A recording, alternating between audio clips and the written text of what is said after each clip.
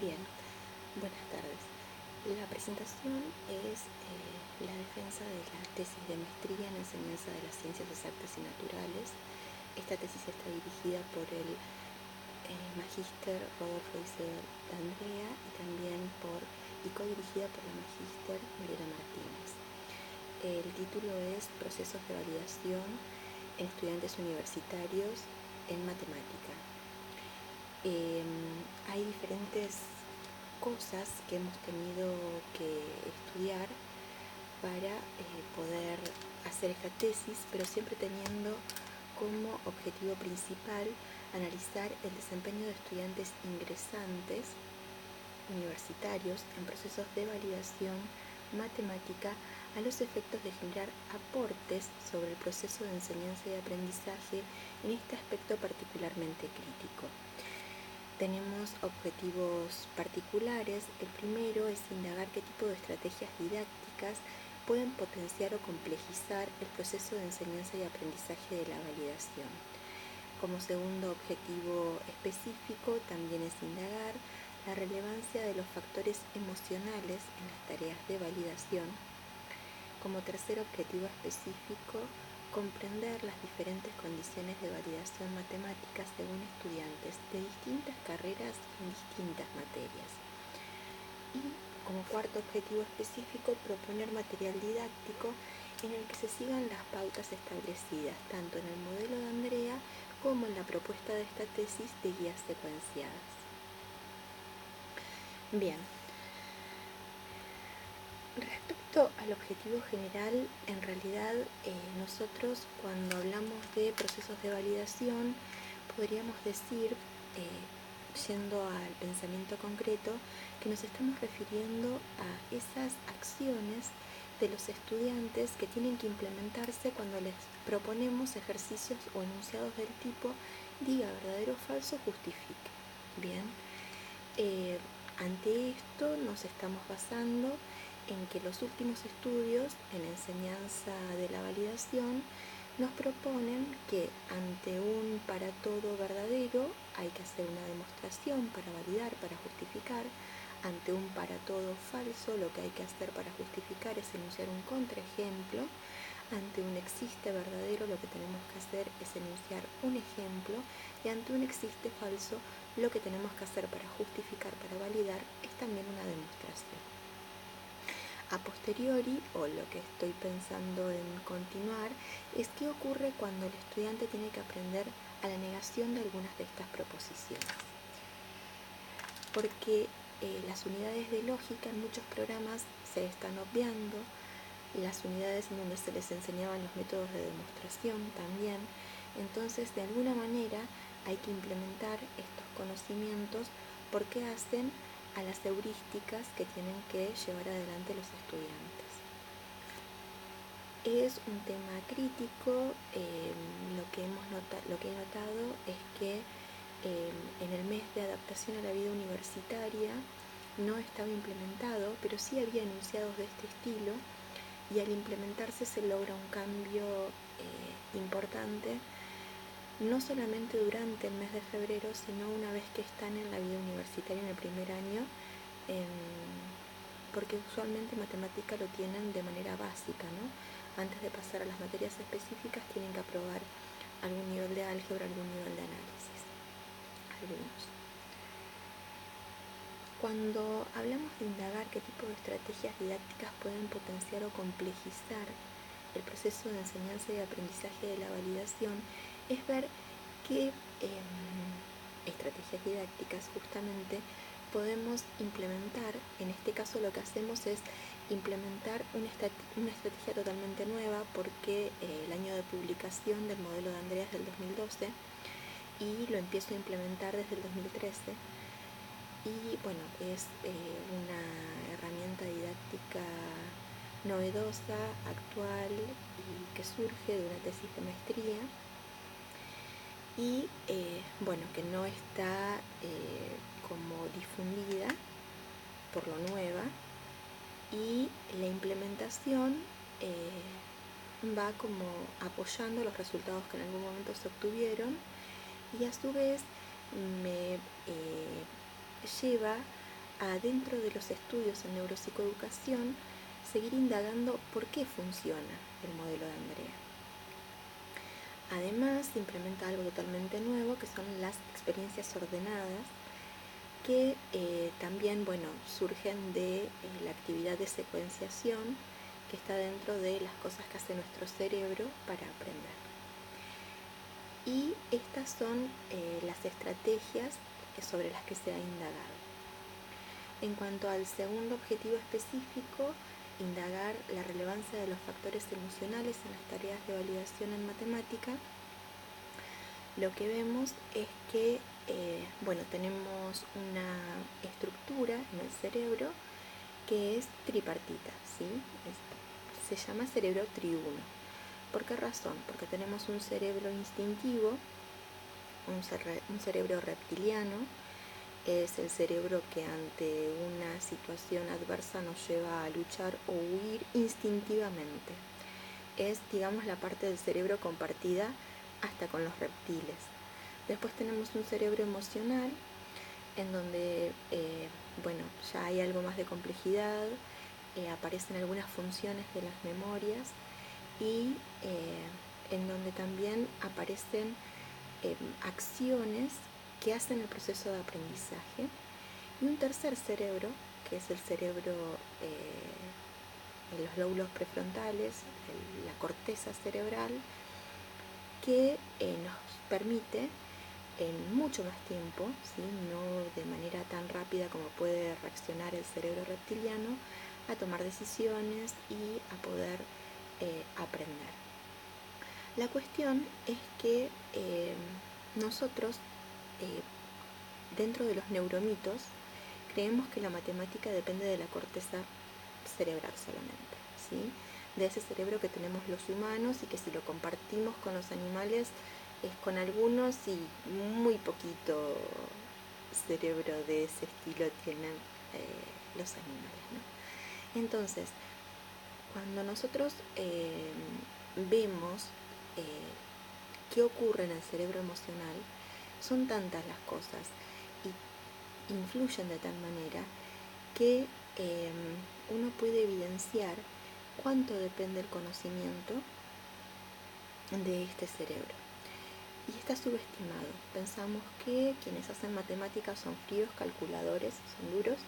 Sin embargo, quienes hacen matemática dependen de sus emociones para hacer matemática, incluidos los estudiantes.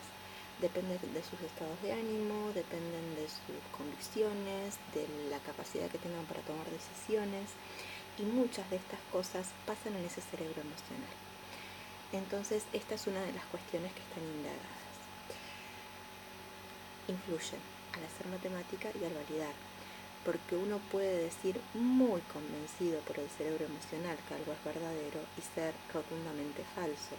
Y son cosas que no le pasan solamente a nuestros estudiantes, le han pasado a los matemáticos históricamente. También vimos un poquito de qué pasa históricamente respecto de la validación. El tercer objetivo específico nos habla de comprender las diferentes condiciones de validación matemática según estudiantes de distintas carreras y en distintas materias.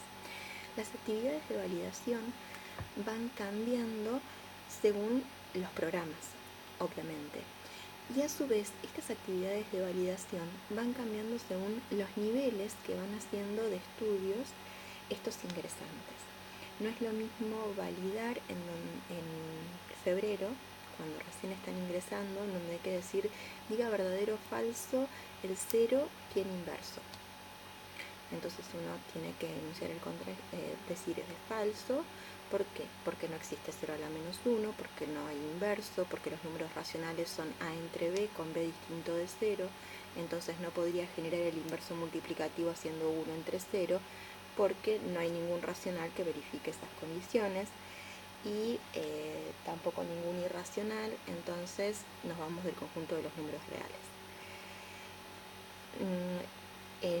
Ante esa justificación, que es propia de un estudiante que está ingresando,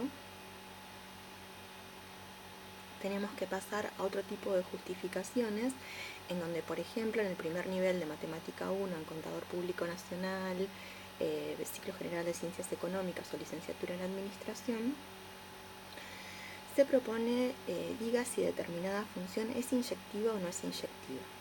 Si no es inyectiva, enuncie un contraejemplo algebraico o geométrico, y en caso de que sea verdadera, demuestre. Ahí ya tienen que empezar a demostrar inyectividad, a demostrar crecimiento, a demostrar conjunto, a encontrar conjunto de positividad mediante un razonamiento válido. Todo este tipo de cosas ya tienen otro nivel. El grado de demostración va creciendo, o sea, la cantidad de demostraciones que van teniendo que hacer van creciendo a medida que ellos van pasando los diferentes niveles. Y es distinto en álgebra y geometría 1, en donde no tienen que demostrar inyectividad o biyectividad para encontrar una función inversa como en matemática 1. También es un primer nivel de matemática, pero en ingenierías o profesorados en física, química o geología. Entonces ahí las demostraciones pueden ser diga verdadero o falso, justifique valor absoluto de x menor que a y a positivo equivale a menos a menor que x menor que a. Y es otro tipo de demostración, es otro grado de dificultad. Y cuando ellos pasan de álgebra y geometría 1 a álgebra y geometría 2, es demuestre que dos autovectores asociados a autovalores distintos forman un conjunto linealmente independiente. Entonces, este nivel de dificultades que va cambiando hace que sea distinto lo que tengamos que enseñar, la manera en que lo tengamos que enseñar y el uso que le damos a las experiencias ordenadas. Entonces, depende de los contenidos, depende de los programas, depende de los estudiantes, depende de la formación profesional que se está queriendo de cada uno de ellos. Entonces, esto es lo que vamos a comprender durante la lectura de la tesis o la defensa. El cuarto objetivo específico es proponer el material didáctico. ¿Por qué razón? Porque ahí se ha encontrado un hueco muy grande y a su vez, a medida que se van estudiando, uno tiene que llevar adelante la tarea con un nivel de especificidad que siguen quedando huecos. Entonces, una de las cosas que se propone como material didáctico es el modelo de Andrea a modo concreto en diferentes ejercicios. Por ejemplo, considerar la proposición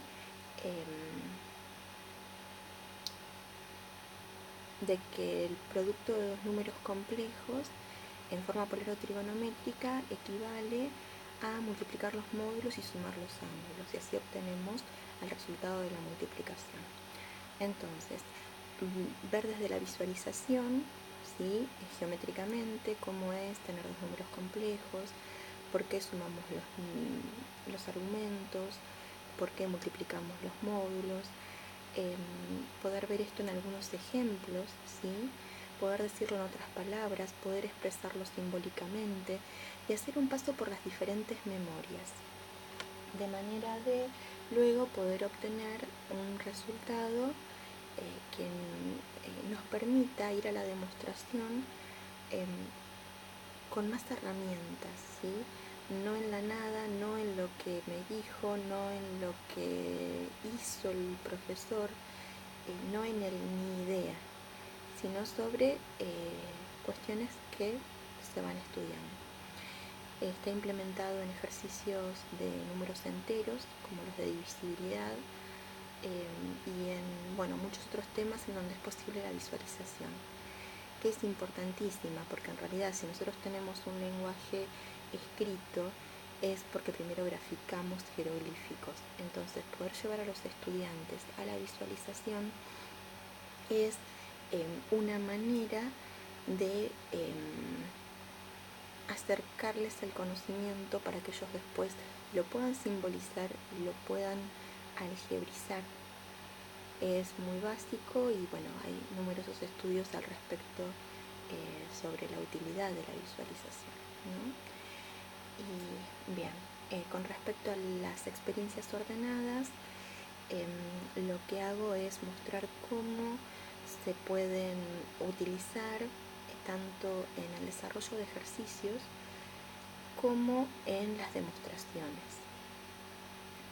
Hay diferentes temas en donde las he aplicado. Ayudan mucho, sobre todo a la conexión en la teoría con la práctica. ¿Por qué razón? Porque por años he oído, bueno, listo, se terminó la teoría, ahora empieza la práctica, como que son cosas distintas, desglosadas, que no se relacionan. Y lo que he podido ver en esta investigación es que la vinculación de la teoría con la práctica ayuda a la evocación de las memorias. Entonces, si nosotros podemos poner en acción la teoría que aprendemos cuando desarrollamos la práctica y podemos en ejercicios prácticos ver casos concretos de las definiciones, los teoremas, los lemas, los corolarios que nos van enseñando en la teoría, vamos a poder lograr mejor calidad de aprendizaje. Aprendizaje, como vamos a ver más adelante, comprensivo, significativo, constructivo.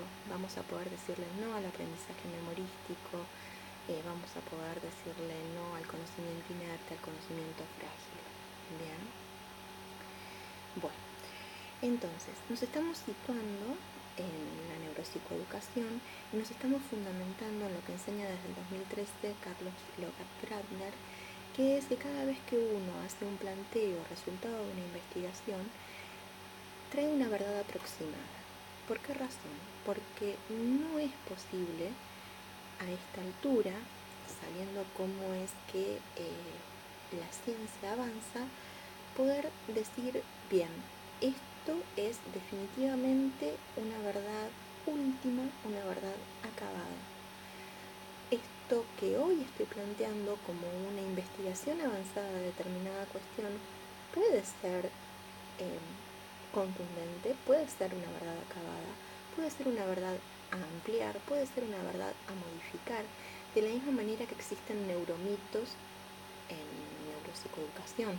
Bien, hay muchas cosas que se creían acerca del funcionamiento del cerebro hace unos años que con todos los estudios que se están haciendo han pasado a ser conocimientos obsoletos, ¿sí?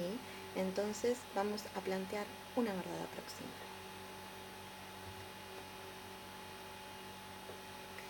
Una de las premisas que sostiene la neuropsicoeducación es de memoria no, con memorias sí. Cuando nosotros hablamos de memoria no, en realidad es porque cuando hablamos de la memoria nos estamos refiriendo a muchas memorias. Y decimos de memoria no porque decimos no queremos aprendizaje memorístico. No queremos que el estudiante evoque determinada sentencia sin poder relacionarla, sin poder conectarla, sin poder establecer vínculos significativos entre las cosas que evoca de las memorias, ¿sí? Entonces, ¿y por qué con memorias? Sí, porque sin las memorias no hay aprendizaje. Es muy utópico pensar que podemos aprender sin utilizar las memorias. Hay algo muy gráfico que enseñan tanto Logat-Gardner como Rosler, y es que una persona con Alzheimer que no dispone de sus memorias no puede aprender. Entonces, bueno, esto es un poco duro, pero en realidad lo que decimos es aprendizaje memorístico no, estudio con memorias sí. Bien, entonces de esta manera estamos diciendo sí al aprendizaje comprensivo, al aprendizaje significativo y al aprendizaje constructivo. Es decir, un aprendizaje que se vale de las cosas que venimos aprendiendo, un aprendizaje que relaciona las cosas que venimos aprendiendo. Por esta razón siempre estamos evocando con las experiencias ordenadas, haciendo mención a algo que ya en algún momento mencionamos, para ver si lo podemos ir significando entre todas las cosas que vamos aprendiendo y lo vamos pudiendo hacer entrar en una red de conexiones significativas que tengan importancia, que tengan relevancia y que sean útiles.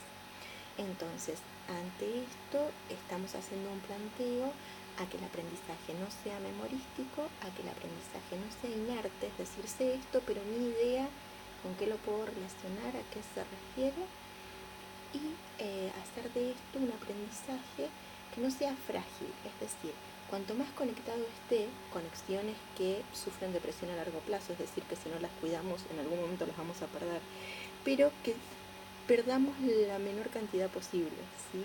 O que queden más vinculadas de manera de que permanezcan más en el tiempo, hacer redes más fuertes en el cerebro. Bien, el trabajo de campo empieza en el año 2013, cuando yo recibo el libro Razonamiento Deductivo y Validación en Matemática de Andrea Lavalle y Curia. Y bueno, es en donde presentan el resultado de una tesis de maestría. Y bueno, hay mucho acerca de los razonamientos válidos, un estudio acerca de cómo se ha ido desarrollando en la didáctica de la matemática toda esta temática, y es en el que se hace la propuesta del modelo. Se hace una propuesta a priori del trabajo de campo. Con esa propuesta se va al trabajo de campo y a posteriori, luego del trabajo de campo, se hacen algunas mínimas reformulaciones. Y bien, este es el primer trabajo de campo que hago. Ahí es donde yo, a partir de leer el libro, entiendo por guía secuenciada otra cosa, empiezo a implementar otra cosa, y en el diálogo con Rodolfo, él me empieza a explicar que no es guía secuenciada lo que yo hago. Y de ahí surgen las experiencias ordenadas. Entonces, bueno, hay en realidad esta implementación de este modelo y a su vez nacimiento de esta otra propuesta.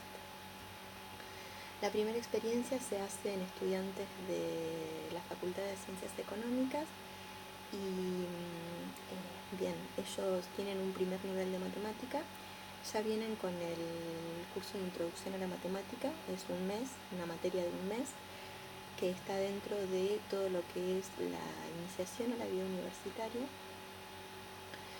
Y bien, en este primer nivel de matemáticas, o sea, es la primera materia que ellos tienen de matemática en Contador Público Nacional, Ciclo General de Ciencias Económicas, Licenciatura en Administración y Profesorado en Ciencias Económicas. Y bien, esta materia tiene muchos temas, es un programa muy extenso, desde polinomios, números reales, a funciones, funciones racionales, irracionales, estudios de funciones muy profundos, funciones de una variable de dominio real y matrices, determinantes, sistemas de ecuaciones, trigonometría, vectores. Es muy extenso el programa. Y bueno, lo que hago es empezar a utilizar las experiencias ordenadas cada vez que voy a explicar un ejercicio. Asisto a las clases teóricas, en función de esas clases voy armando un registro. En ese registro lo que están son las definiciones, propiedades, teoremas, lemas, corolarios, observaciones que hace la profesora de teoría. Y en función de esa teoría armo ítems para las experiencias ordenadas. Este modo de enseñanza está solamente presente en un grupo, entonces me queda un grupo de control. En función de esto es que bueno, se hace el estudio cuantitativo de esta tesis Y lo que se ve es que a partir del uso de las experiencias ordenadas, en la mayoría de los temas, haciendo hincapié en los de diga verdadero, falso, justifique, los de validar, se obtienen mejores resultados en el grupo experimental que en el grupo de control. Y se aprecia que los estudiantes generan sus propias experiencias ordenadas para justificar las cosas que hacen en otros ejercicios. Es decir, ellos también tienen la posibilidad de poder decir de a dónde proviene el razonamiento que están haciendo en determinado ejercicio. En algunas demostraciones no hay diferencia y en otras directamente el grupo de control tiene mejores resultados. Pero en la mayoría superan ampliamente en media y achican el desvío. Es decir, los estudiantes del grupo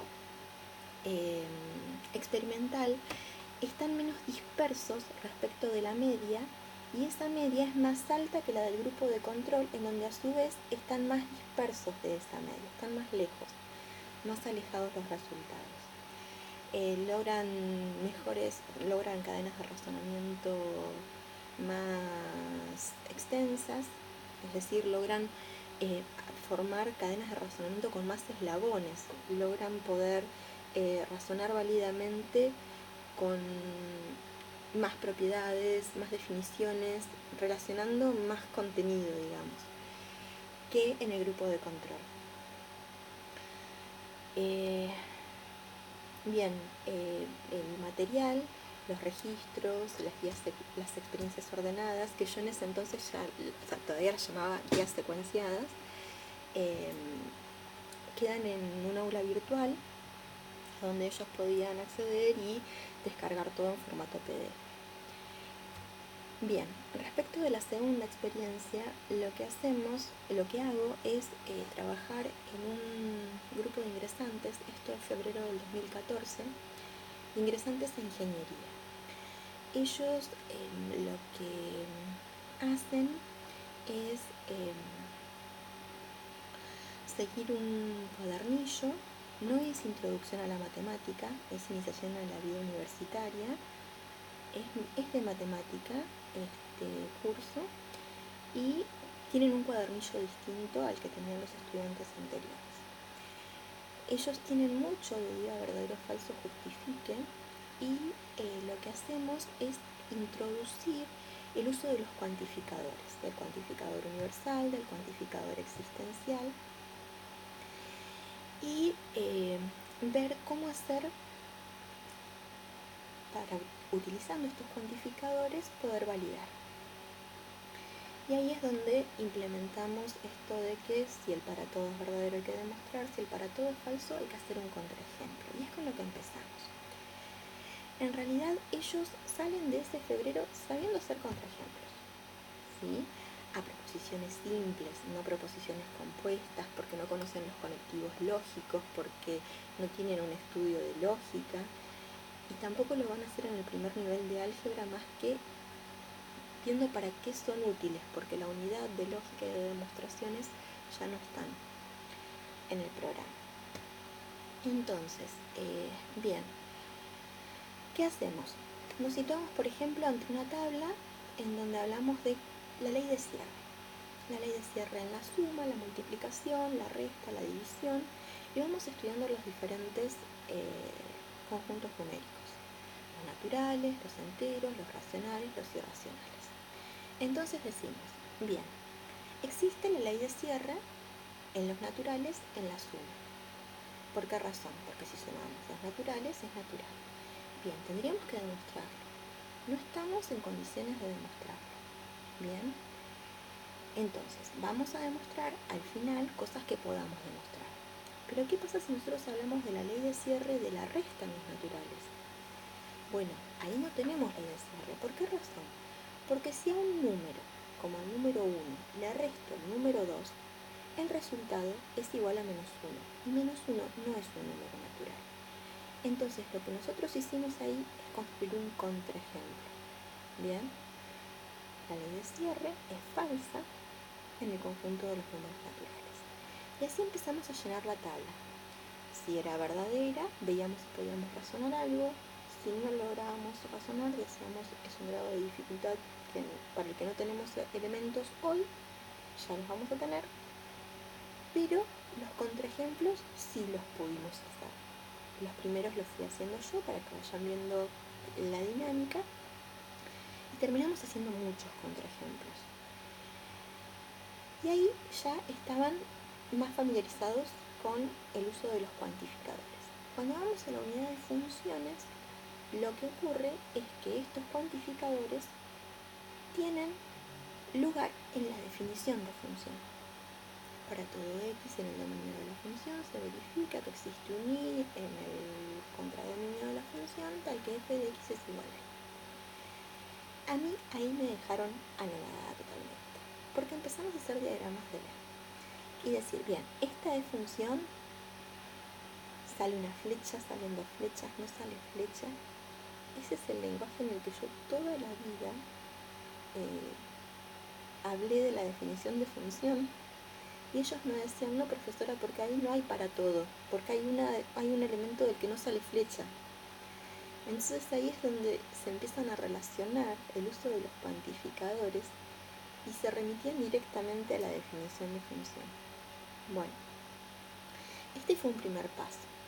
Y en ese curso, que es solamente en febrero, terminaron haciendo la demostración de la identidad trigonométrica de que seno a la 2 de alfa más coseno a la 2 de alfa es igual a 1, siguiendo el modelo de Andrea y en la guía secuenciada una experiencia ordenada, haciendo un mix. Y bueno, vimos muchos contraejemplos, ahí utilizamos GeoGebra y en esta experiencia lo que a mí más me llamó la atención es que termina este curso y yo tengo a algunos de estos estudiantes en álgebra y geometría 1, en donde tenían que demostrar una igualdad en el trabajo práctico de números reales, con factorial, en contenidos que no se habían visto en febrero, con análisis con números combinatorios y esas cosas. Entonces se me acerca este estudiante y me dice, profesora, ¿es así? Había salido de un lado del igual, había hecho razonamientos válidos y había obtenido el otro lado del igual. Es decir, que había logrado traspolar lo que era la demostración de una igualdad a partir de lo que había aprendido en febrero. Es muy frecuente en este tipo de estudiantes que hagan una experiencia crucial, ¿sí? Una prueba no pragmática, pero que no es una demostración. ¿Qué es lo que hacen? Consideran la igualdad y a partir de esa igualdad trasladan. Hacen cambios de un lado o del otro, hacen cambio de los dos lados, pero van trasladando la igualdad suponiendo que ya son iguales. No demuestran la igualdad. No dicen, bien, este es un lado del igual, obtengo este resultado, este es otro lado del igual, obtengo el mismo resultado, entonces son iguales. O no dicen, este es un lado del igual, hago esto, por todas las cosas que aprendí y obtengo el otro lado del igual, entonces son iguales, como conclusión. Sino que suponen la igualdad verdadera. Esto sistemáticamente, sin el curso este de febrero, sin la implementación de todas estas cosas de enseñanza de la validación, nos encontramos con este error muy frecuente hasta en los finales de álgebra y geometría 1, también en los finales de álgebra y geometría 2. Entonces, bueno, ahí es una de las cosas importantes que podemos sanear, digamos, con la implementación de esta tesis. En cuanto a la tercera experiencia, es más referida a lo que pasa con la motivación, con el cerebro emocional, con la motivación intrínseca y con la motivación extrínseca. La motivación extrínseca la implemento siempre. Es algo que a mí me gusta, entrar y decir, wow, cuántos cerebrotes en el aula. Que ellos recuerden la capacidad que tienen. Es muy frecuente en matemática desmoralizarse porque uno no puede con determinada cuestión. Entonces poder tener el nivel de autoestima alto y poder estar fuerte anímicamente, emocionalmente, y decir, sí, estoy dispuesto a volver a intentarlo. Sí, puede ser que me falte saber alguna cuestión, voy a leer de nuevo, voy a ver si puedo conectar con más cosas, si puedo relacionar con más contenidos. Esa actitud puede ayudar a tener mejores resultados. Ellos mismos, algunos de ellos, lo cuestionan. Y ellos lo que plantean, un estudiante en particular, lo que planteó una vez es, pero uno tiene que poder motivarse solo. Uno tiene que poder mantener la actitud de manera autónoma.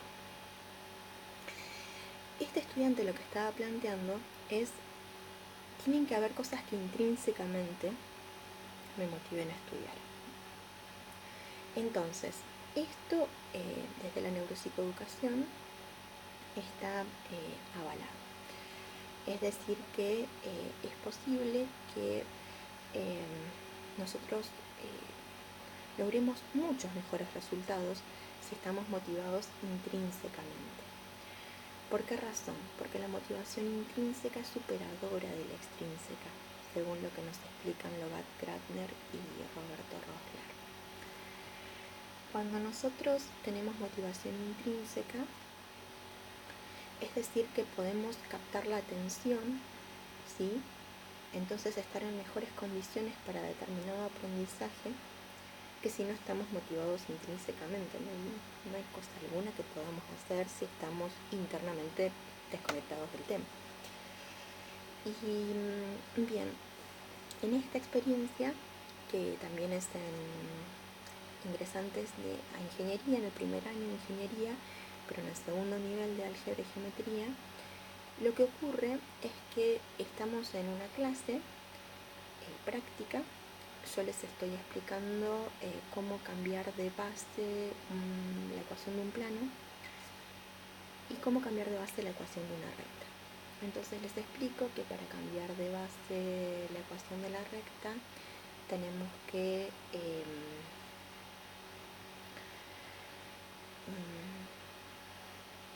cambiar de base un punto y el director. Y al hacer este cambio de base tenemos la ecuación de la recta en otra base. Pero que esta forma no la podemos hacer en la ecuación de un plano, porque cuando cambiamos de base, si nosotros en la ecuación del plano cambiamos de base un punto y el normal, podemos estar escribiendo otro plano, porque muchas veces las bases no son bond, entonces no conservan la perpendicularidad, la ortogonalidad. Entonces lo que tenemos que hacer es implementar un diagrama en el que cambiamos de base las coordenadas y sustituimos, y así cambiamos de base cada plano, un plano. Y esto lo traspolamos a cambiar de base una recta que está escrita como intersección de planos. Entonces lo que yo les digo es, encuentren la recta, en la base canónica hagan todas las cuestiones geométricas que tengan que hacer, en donde conservan ortogonalidad, en donde no van a perder información ni van a deformar información, y después cambian de base la recta como habíamos hablado de cambiar de base una recta.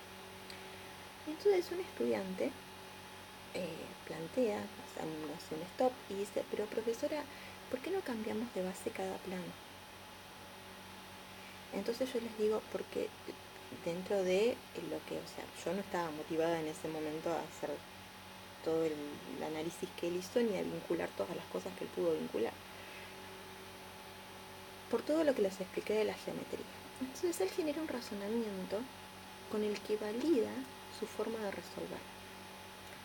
Él lo que hace es decir, si cambio de base cada plano,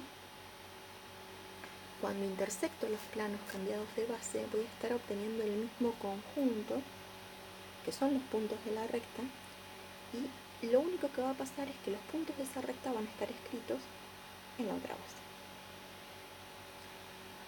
Bien, previo a hacer este razonamiento lo que hace es una prueba pragmática y dice, porque mi compañero lo hizo y le dio, ¿no? Se remite a un ejemplo. Entonces, al remitirse a este ejemplo, le digo, bueno, pero que a tu compañero le haya resultado en un ejercicio no es fundamento. Entonces, ahí surge este otro razonamiento que termina siendo una demostración de lo que sería un teorema de cómo cambiar de base una recta que está definida como intersección de planos. Y todo surge de la motivación intrínseca de un estudiante en el aula, solito, y se motivó. Hicimos stop a la clase. Estas cosas necesitan una inversión de tiempo que a veces los programas no lo permiten. Y fue un desafío. Para mí fue totalmente un desafío. Y lo bueno es que el grupo siguió la motivación. Es decir, no fue solo de un estudiante. Hubieron aportes, hubieron discusiones, se generó toda una motivación grupal. Y en ese cuatrimestre yo tenía dos grupos en álgebra y geometría 2 módulos. Entonces digo, bueno, vengo implementando exactamente las mismas cosas en los 2 grupos, voy a plantear en el otro grupo a ver qué pasa. No motivó para nada, lo hacemos así como está, no perdamos tiempo. La conciencia del tiempo surgió en este otro grupo. Entonces ahí, una de las conclusiones a la que llegué es que no solamente hay motivaciones extrínsecas que a algunos estudiantes les van, a otros no les van, sino que hay hay cosas que hacen que se motiven intrínsecamente determinados estudiantes y otros estudiantes no, determinados grupos y otros grupos no.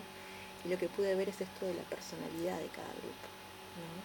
Que aunque sea la misma profesora, aunque tenga la misma didáctica, pueden surgir cosas distintas. Son distintos los cerebros emocionales, son distintas las predisposiciones. En el grupo de la mañana sufren menos el calor que en el grupo de la tarde, qué sé yo.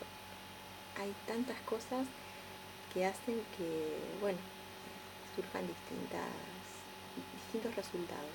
Este segundo grupo se motivó, pero en otro tema. No se motivó en esta cuestión. No le surgió intriga, curiosidad por esta cuestión que sí generó curiosidad al otro grupo. Estas son las 3 experiencias en donde más o menos se van viendo los objetivos, ¿no? Bien, entonces vamos a repasar algunas conclusiones. Hemos logrado mayor capacidad de justificación con el uso de las experiencias ordenadas. La claridad y la cantidad de justificaciones ha aumentado. Saben más el porqué. Independientemente de que el ejercicio sea de decir verdadero o falso, justificar. Bien, conectan más con el teórico. Hay más significatividad del teórico en el práctico y del práctico en el teórico, ¿sí? En cuanto a motivación, se evidencia la personalidad de los grupos. Son distintos para responder a la motivación extrínseca, a la motivación intrínseca, sin dejar de ser imprescindible y de obtener mejores resultados cuando hay motivación. Y en álgebra y geometría 2, que son contenidos de álgebra lineal, se han obtenido cosas muy bonitas respecto a las demostraciones. Esto en ingeniería y en economía, sin embargo, se han obtenido cosas muy bonitas respecto a análisis matemático en la demostración de inyectividad, por ejemplo, o de crecimiento. En cuanto a tiempo, quienes han tenido la experiencia en febrero, cuando estaban iniciándose en la vida universitaria, han tenido muy buenos resultados en cuanto a contraejemplos. Quienes han tenido experiencias en el primer nivel de matemática, en contraejemplos, en algunas demostraciones, y ya en el segundo nivel de matemática, todo el primer año de la vida universitaria, han logrado demostraciones de un nivel de dificultad mayor y bueno, han podido hacer cadenas de razonamiento con muchos eslabones y han logrado hacer demostraciones en donde vinculan muchas unidades del programa y también vinculan los niveles el nivel anterior. Es decir que la utilización prolongada del modelo de Andrea y de las experiencias ordenadas hacen que tengamos mejores resultados en el tiempo. Y bueno, hay discontinuidades inevitables. Es necesario educar a los estudiantes en la justificación y argumentación de lo que aseguran verdadero o falso, ¿sí? En base a resultados y propiedades que ya conocen. Acá es donde nos vamos a lo constructivo, a la parte del aprendizaje constructivo. Entonces, si nosotros recibimos estudiantes que no están formados de esta manera, vamos a tener problemas al pedirles que demuestren una igualdad. Y si nosotros hacemos que los estudiantes tengan una continuidad en aprender de esta manera, podemos lograr mejores heurísticas, podemos lograr mejores tomas de decisiones, porque van a tener más elementos que relacionar con los que ir construyendo y donde hacer significativo el aprendizaje para poder tomar decisiones.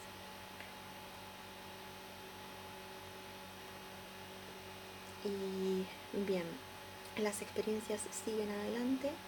Ustedes pueden ver que hay, bueno, en las clases del último cuatrimestre sigo implementando las experiencias ordenadas. Seguimos viendo la importancia de la visualización, el paso de los lenguajes coloquial, simbólico, visual, y bueno, todas estas consideraciones. No es algo para una experiencia de un mes, ni de un cuatrimestre, ni de 2 cuatrimestres.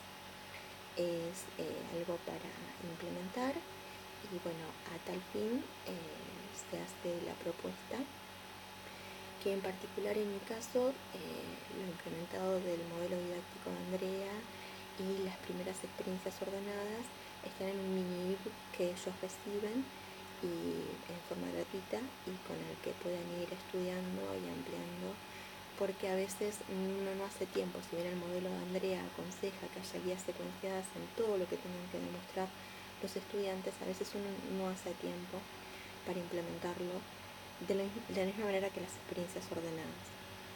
No hacemos a tiempo de que tengan experiencia ordenada en todos los ejercicios en donde haya que secuenciar. Cuando nos referimos a experiencias ordenadas, nos referimos a que los estudiantes puedan secuenciar recibiendo en diferentes ítems acciones posibles, acciones no posibles, propiedades, es decir, consideraciones teóricas, conocimientos previos que le permitan decir: elijo esta acción, tomo esta decisión, puedo actuar de esta manera. No es la única manera, muy probablemente, pero es una de las cosas que puedo hacer. Y saber qué ir haciendo en matemática ayuda, y parece que mucho. Y bueno, por ejemplo, cuando hacemos una experiencia ordenada en una demostración, desde cómo enunciar la hipótesis, que no olviden de enunciar la tesis, cuando empiezan a demostrar con qué forma pueden razonar, qué forma de demostración tienen que seguir, que no olviden escribir una conclusión para decir que terminan determinada demostración. Y bueno, esto, ¿no?, de ir acompañando la evocación. En oportunidades lo que hacemos es evocar todas las cosas primero, y una vez que decimos: bien, recordamos la definición tal, recordamos la propiedad tal, recordamos el lema tal, una vez que tenemos todas las cosas más en la memoria más próxima, entre todas estas definiciones de memoria a corto plazo, a largo plazo, visual, sensoriomotora, sensoperceptiva. Entre todas estas memorias, cuando primero buscamos las cosas que vamos a necesitar y después vamos a intentar la demostración, logramos mejores resultados.